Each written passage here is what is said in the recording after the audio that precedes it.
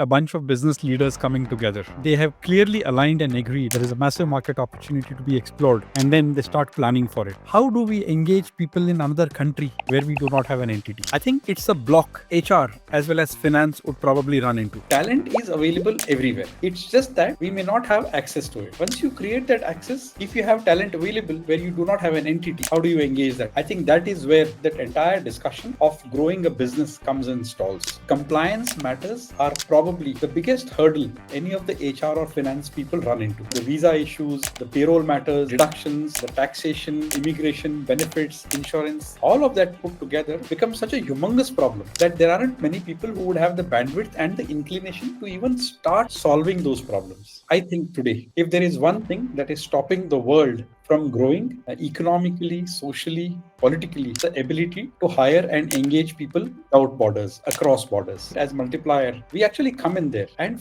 solve problems. Finance would be the first team that will come and ask us, so how do we engage people in, say, Vietnam, where we do not have an entity? And we come back and say, you don't have to open an entity. Otherwise, imagine the challenge that finance runs into. Opening an entity, registrations, quarterly, periodic, half-yearly, annual submissions. And then you need to have somebody stationed there. All of that without any assurance that the business will actually grow. That's where Multiplier comes into the picture. You don't need to open an entity. We have entities in 150 plus countries. That provides the finance as well as the people organization a huge assurance. So they go ahead and look for the talent. They then come back to us. We create that entire 360 of that solution. We go ahead and take care of the taxation. And trust me, finance function heaves a sigh of relief. We go ahead and ensure that your periodic submissions are completed. And we provide 100% assurance. That's when the CFO comes up and says, we rely on you or we trust on you more than we probably trust on our own teams. And that is when the HR guy steps up, collaborates with the business leaders,